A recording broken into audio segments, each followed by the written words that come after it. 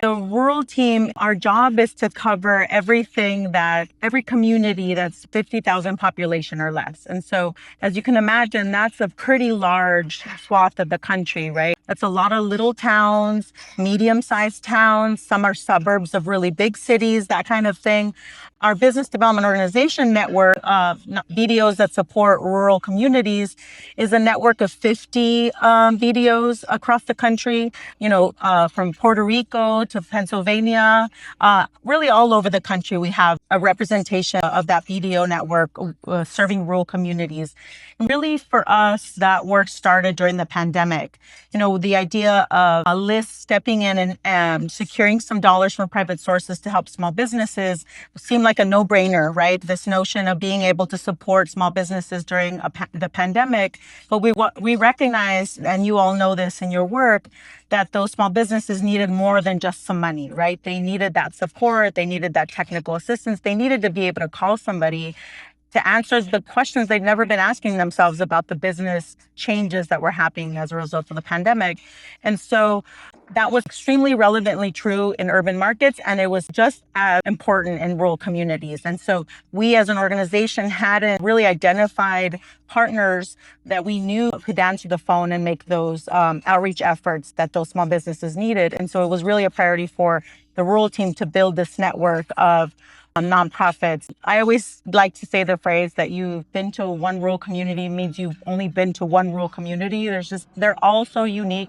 They're all so different. They all have their bias and history, and that has to be reflected in the work that the business development organization offer to those small businesses and entrepreneurs in those places. It's never made sense to us to know a really great rural serving business development organization in one part in Kentucky, for example, and then trying to get them to answer the calls for small businesses in Oklahoma or in Minnesota. We knew that we had to expand this network to be really community centered and culturally aware of the communities that we were hoping to serve. And so really that's the key to our work.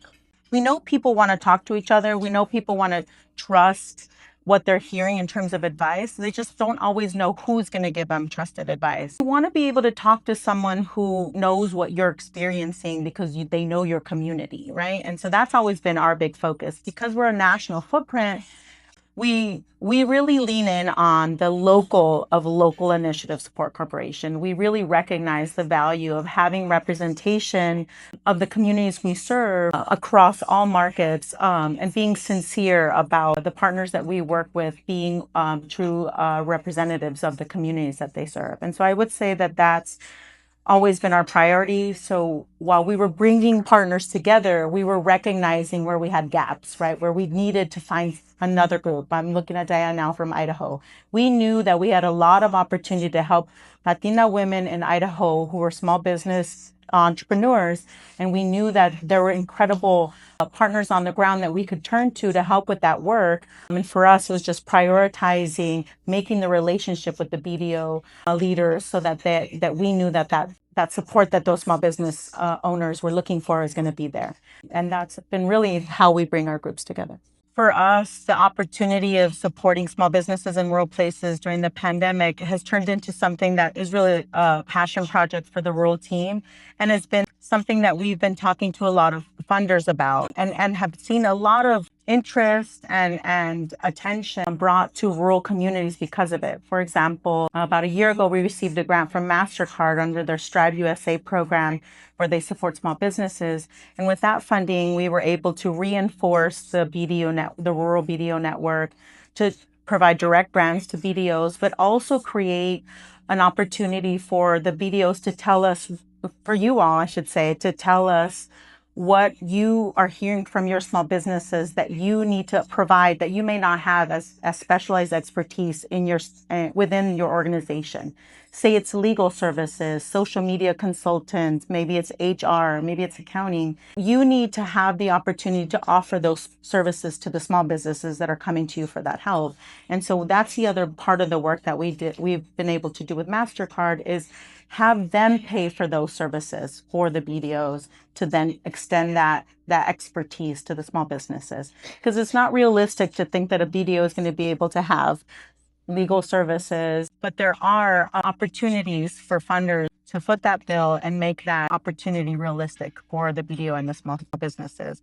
But we didn't know this until we were in the mix, right? We didn't know that the counseling services that were needed by small businesses were going to be expanding and growing and evolving. MasterCard this week asked us to help them to understand what BDOs are doing to help small businesses with their challenge of discoverability. And it was such an interesting question. It's sort of like the newest wave of help that the folks we serve are needing. And so the beauty of having this network is that as we hear these challenges, either from a funder or from one of our partners in the network, we can then extend the solutions or good ideas that someone has tried to the other members of our network. And so then you may not be hearing about discoverability right now, but you probably will be in the next 6 months. And the lessons that some groups have already tested and tried, and maybe a funder has been willing to pay for, we can extend out to others. And so you're ready for that question as it comes your way. And so that's one of the ways that we've been really pleasantly surprised about the opportunity to scale this work across the country by learning from good partners in one area that are reflected in another as well. Get off Zoom, go talk to people, get in rooms with folks, build relationships. I'm sorry. I'm on planes all the time, going all over the country to meet with people in person. So the rural team is like that. That's part of the job requirement because we do believe in that. In fact, this year we're holding 10 community meetings across the country, call them rural regional convenings. And it's that idea of like, not only do we need to show face with our partners and build that relationship in person, but we also want them to feel that with their peer colleagues in the network as well. And so we facilitate those meetings. And then the one thing I would say, and Julianne's looking at me, Julianne Dunn, who leads our small business work. Julianne, if you want to stand up. Woo! One of the things that she recommends, and I've seen in action in these regional convenings, is when you bring folks together, facilitate their networking conversations. Because then you're helping them to get to like the meat of that relationship building, right? And we've seen it in action in these meetings, and it's been extremely effective. And it gets you faster to that trust space, and then you're moving at a much faster pace in trust. And so I would recommend live meetings and facilitated networking sessions.